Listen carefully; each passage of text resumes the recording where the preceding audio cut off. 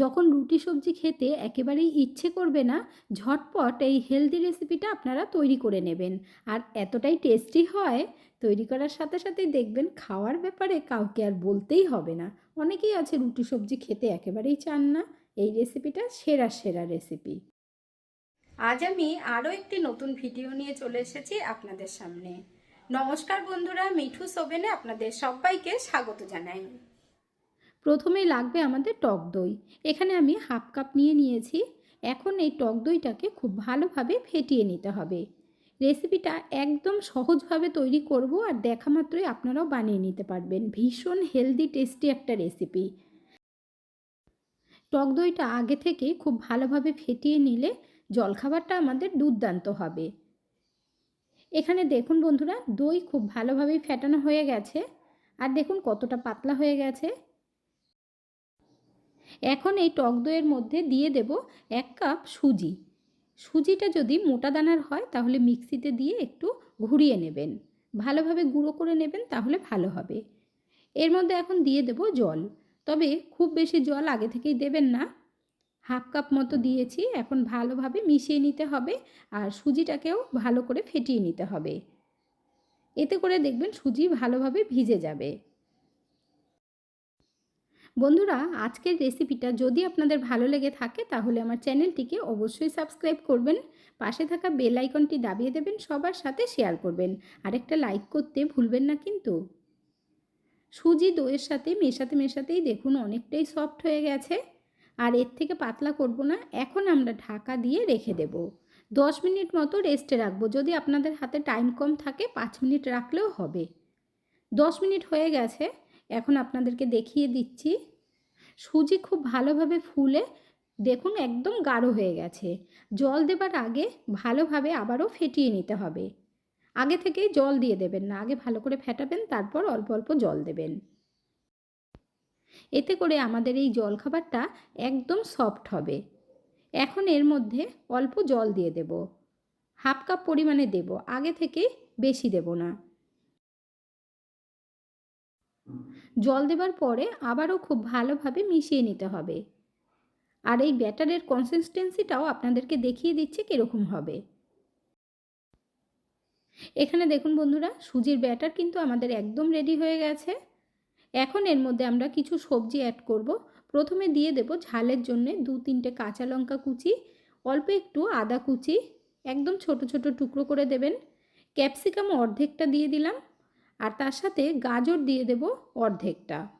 আপনাদের ঘরে যেই সবজি থাকবে সেটাই দিতে পারবেন। এর মধ্যে এখন দিয়ে দেব ছোট্ট একটা পেঁয়াজ কুচি। সব কিছুই ছোট ছোট টুকরো করে কেটে দেবেন। যেহেতু এর মধ্যে আমরা কোনো রকম মশলা অ্যাড করব না, তার জন্য হাফ চামচ চাট মশলা দিয়ে দিলাম, আর স্বাদ মতো নুন। চাট মশলার মধ্যে নুন থাকে, তাই নুনটা কিন্তু অবশ্যই বুঝে শুনে দেবেন। এরপর ভালোভাবে মিশিয়ে নিতে হবে। একদম হেলদি রেসিপি, আর তৈরি করাও ভীষণ সহজ, যেটা দেখা মাত্র আপনারাও বানিয়ে নিতে পারবেন। রোজ রোজ রুটি সবজি খেতে দেখবেন কারোরই ভালো লাগে না, তাই যখনই আলাদা কিছু খেতে ইচ্ছে করবে এটা বানিয়ে দেখতে পারেন। আশা করছি ভীষণ ভালো লাগবে। ব্যাটারের সাথে সবজি খুব ভালোভাবে মেশানো হয়ে গেছে। এখন এর মধ্যে একটা তড়কা লাগাবো। তার জন্য 1 চামচ সাদা তেল গরম করে নিয়েছি। এর মধ্যে হাফ চামচ রাই দিয়ে দিলাম, ছোট সর্ষেও বলতে পারেন, আর তার সাথে কারি পাতা দিয়ে দিয়েছি 12-14টা। এরপর ভালোভাবে একটু ভাজা হয়ে গেলে, মানে যখন দেখবেন চটপট আওয়াজটা বন্ধ হয়ে যাবে, তখন ঢেলে দিতে হবে। এতে করে টেস্টটা আরও বেশি ভালো হবে।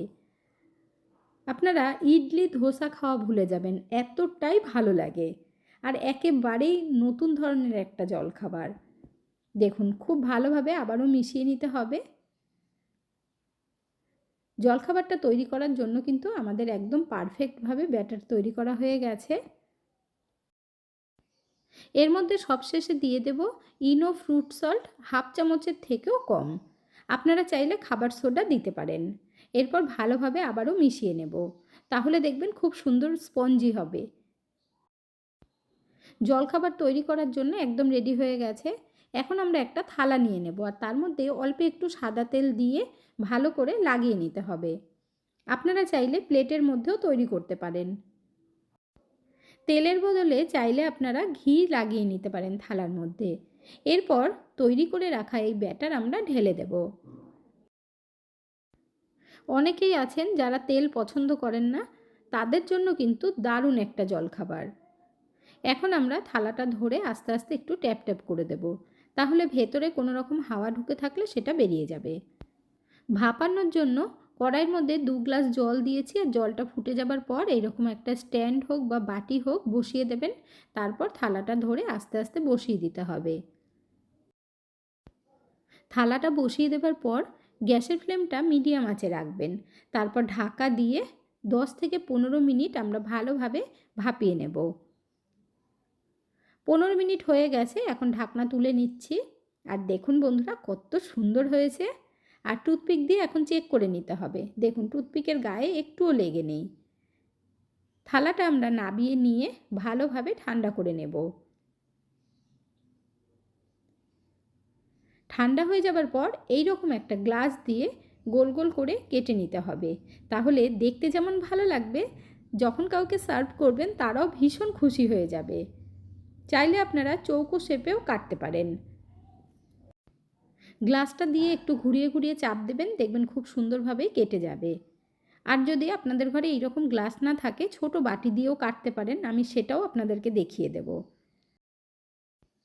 গ্লাস দিয়ে না কাটতে চাইলে আপনারা চাকু দিয়েও কেটে নিতে পারেন। এরপর কিছুটা বেঁচেছে দেখুন, গ্লাস দিয়ে আর হবে না, তার জন্য এরকম ছোট বাটি দিয়ে কেটে নিচ্ছি। এতে করে পিসটা একটু ছোট হবে, কিন্তু দেখতে ভীষণ ভালো লাগবে। এখন আমরা আস্তে আস্তে করে পিসগুলোকে তুলে নেব। তার জন্য কিছুটা একটু ফাঁকা করে নিতে হবে, যাতে করে চামচ ঢুকিয়ে তোলা যায়। আর খুব সুন্দরভাবে চামচ দিয়ে তুলতে পারবেন। চাইলে আপনারা হাত দিয়েও তুলে নিতে পারবেন। দেখুন কি দারুণ লাগছে না? এইভাবে সবকটা পিস আমরা তুলে নেব। আর দেখতে যেমন সুন্দর লাগছে, এটা খেতেও ততটাই হেলদি এবং টেস্টি। আপনারা কে কোথা থেকে ভিডিওটি দেখছেন অবশ্যই কমেন্ট করে জানাবেন, তাহলে আমিও বুঝতে পারবো আমার বন্ধুরা কোথা থেকে দেখছেন। আপনারা সকলে এত সুন্দর সুন্দর কমেন্ট করেন, আপনাদের কমেন্টগুলো পড়তে কিন্তু আমার ভীষণ ভালো লাগে। আর এইভাবে সাপোর্ট করার জন্য অসংখ্য ধন্যবাদ। এরপর আমি একটা হাত দিয়ে তুলেও দেখিয়ে দেব। শুধু কিছুটা একটু সরিয়ে নিতে হবে। আর একদম সহজভাবে তুলেও নিতে পারবেন। দেখুন কোনো রকম ঝামেলাই হলো না। পেছনটা দেখুন কত সুন্দর হয়েছে। এগুলো গোল করে কাটার কারণে যে টুকরোগুলো বেঁচে গেছে সেগুলো কিন্তু এমনিই খাওয়া যাবে। এখানে দেখুন অনেকগুলো পিস বেরিয়েছে। আপনারা চাইলে এইভাবেই খেতে পারেন, একটু টমেটো সস দিয়ে খাবেন বা ধনেপাতা চাটনি দিয়ে খাবেন, খুব ভালো লাগবে। তবে আমি একটু হালকা করে তেলের মধ্যে সেঁকে নেব। তার জন্য ফ্রাই প্যানের মধ্যে দিয়ে দিচ্ছি 1/2 চামচ সাদা তেল। তেলটাকে একটু ছড়িয়ে দেব, যাতে করে সবকটা পিস আমাদের একবারেই হয়ে যায়। আর ভালোভাবে গরম করে নেবেন। তারপর একটা একটা করে দিয়ে দিতে হবে। শুধু শুধু খেতেও কিন্তু ভীষণ ভালো লাগে। আমার অনেক বন্ধুরাই আছেন যারা একদম কম তেলে খেতে পছন্দ করেন, মশলা ছাড়া খেতে পছন্দ করেন, তাদের জন্যই আজকের এই জলখাবারের রেসিপিটা। ফ্রাই প্যানটা ধরে একটু ঘুরিয়ে দিতে হবে, তাহলে সবকটার মধ্যে ভালোভাবে তেল লেগে যাবে। এখন আমরা আস্তে আস্তে উল্টে দেব। তবে একটা চামচ দিয়ে উল্টাবেন, 2 হাত দিয়ে ধরে উল্টাবেন, কারণ পিসগুলো এতটাই সফট ভেঙে যাবার ভয় আছে, তাই আস্তে আস্তে উল্টে দিতে হবে। খুব বেশি কড়া করে ভাজার দরকার নেই, হালকা একটু সেঁকে নিলেই হবে। শুধুমাত্র কালারটা আসলেই হয়ে যাবে। এখানে দেখুন কত সুন্দর লাগছে না দেখতে। আবারও আমরা উল্টে দেব। একটু হালকা করে ভেজে নিলেই দারুণ লাগবে। বাচ্চাদেরকে যদি আপনারা খাওয়াতে চান, সিদ্ধটা হয়তো খেতে নাও চাইতে পারে, তাই আপনারা এইভাবে একটু তেলের মধ্যে হালকা করে সেঁকে দেবেন, দেখবেন খুব ভালো খাবে। এখানে দেখুন ভাজা হয়ে গেছে, এগুলো আমি এবার তুলে নেব। তেলে একটু ভাজার পরে দেখতেই পাচ্ছেন কতটা সুন্দর লাগছে। প্যাটিস ভেবে খেয়ে নেবে বন্ধুরা। সব কটা আমাদের ভাজা হয়ে গেছে। এখানে আমি টমেটো সস আর ধনেপাতা চাটনির সাথে সার্ভ করে নিয়েছি। আর দেখুন কতটা স্পঞ্জি হয়েছে। একটু ভেজে নিলে আপনারা সন্ধেবেলা স্ন্যাক্স হিসেবেও খেতে পারবেন। তাহলে দেখবেন বাইরের থেকে আর টিফিন কিনে আনতে হবে না। আজকের ভিডিওটা আপনাদের কাছে কেমন লাগলো অবশ্যই কমেন্ট করে জানাবেন। ভালো থাকবেন, সুস্থ থাকবেন। দেখা হচ্ছে পরের ভিডিওতে। Thank you.